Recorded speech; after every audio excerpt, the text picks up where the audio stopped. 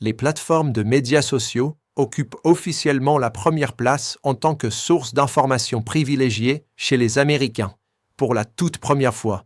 Une étude mondiale récente révèle que pas moins de 54% des Américains s'informent désormais via les réseaux sociaux. C'est une progression par rapport aux 50% qui regardent les journaux télévisés. Ce changement marque un tournant majeur pour les médias de masse américains, selon l'Institut Reuters pour l'étude du journalisme.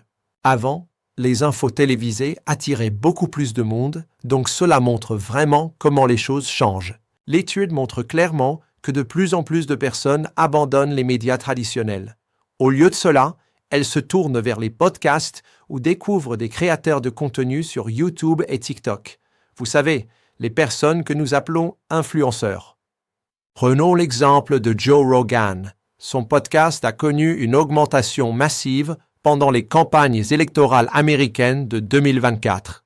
Ce genre de contenu où les gens commentent l'actualité est également très populaire dans les pays avec une population plus jeune qui sont très actifs sur les réseaux sociaux, comme l'Inde, le Brésil, l'Indonésie et la Thaïlande. Lorsqu'on leur a demandé où ils obtiennent leurs nouvelles, plus d'un tiers des personnes, 36%, ont cité Facebook, 30% ont choisi YouTube et environ 20% chacun pour Instagram et WhatsApp.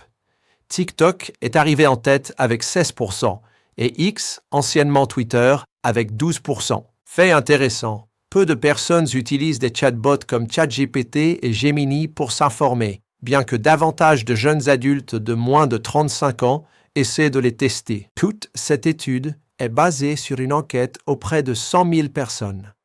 Une autre révélation est que près de la moitié des personnes au Royaume-Uni, 46%, déclarent éviter activement les nouvelles, ce qui est le pourcentage le plus élevé pour n'importe quel pays. Et voici une autre information.